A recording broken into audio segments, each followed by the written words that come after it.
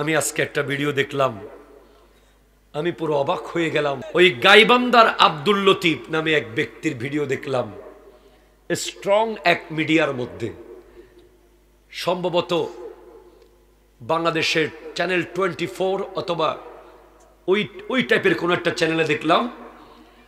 উনি অলরেডি ওনার 40ও করে ফেলছে।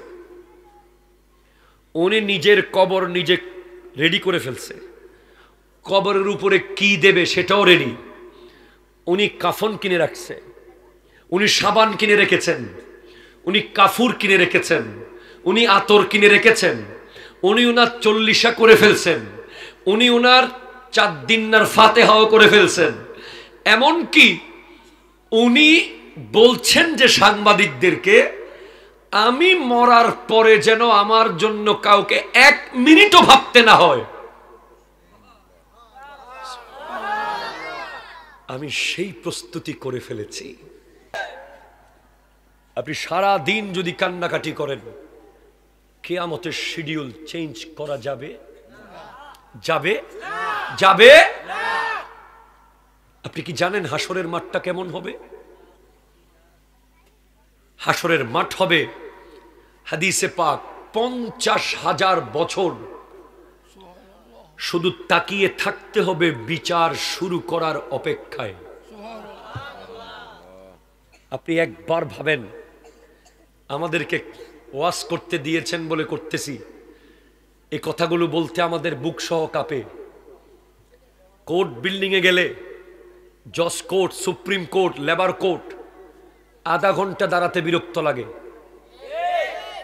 1 ঘন্টা দাঁড়াইলে বলি ভাই একটু বসার ব্যবস্থা দেন। একদিন তো প্রশ্নই আসে না দাঁড়িয়ে থাকা, মাটিতে বসে যাবেন আপনি। কিন্তু কিয়ামতের মাঠে 50,000 বছর শুধু ওয়েট করতে হবে কখন বিচার শুরু হয়।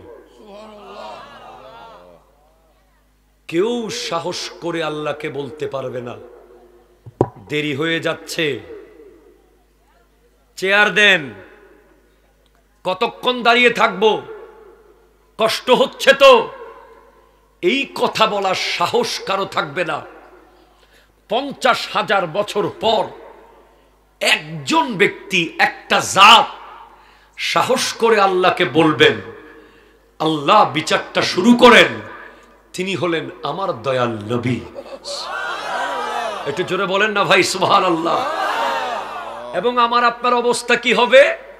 হাত্তা ইয়াবলুগাল আরাকু নিসফাল ওজন, ঘাম হবে কানের লতি পর্যন্ত, কানের লতি পর্যন্ত ঘাম, শুধু চোখ দুটা দেখা যাবে।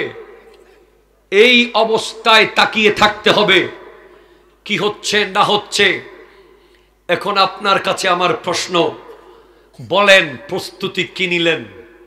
যদি কালকে কিয়ামত হয়, পরশুদিন যদি আল্লাহর সামনে দাঁড়াতে হয়, তার জন্য আপনার প্রস্তুতি কি?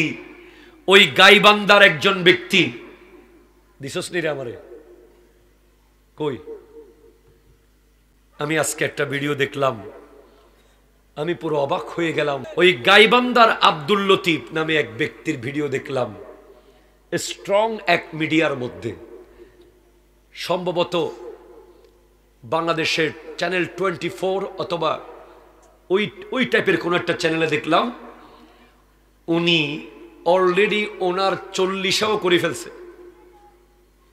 উনি নিজের কবর নিজে রেডি করে ফেলছে। কবরের উপরে কি দেবে সেটাও রেডি। উনি কাফন কিনে রাখছে, উনি সাবান কিনে রেখেছেন, উনি কাফুর কিনে রেখেছেন, উনি আতর কিনে রেখেছেন, উনি ওনার 40 করে ফেলছেন, উনি ওনার 4 দিনার ফাতেহাও করে ফেলছেন। এমনকি উনি বলছেন যে সাংবাদিকদেরকে, আমি মরার পরে যেন আমার জন্য কাউকে 1 মিনিটও ভাবতে না হয়। আমি সেই প্রস্তুতি করে ফেলেছি।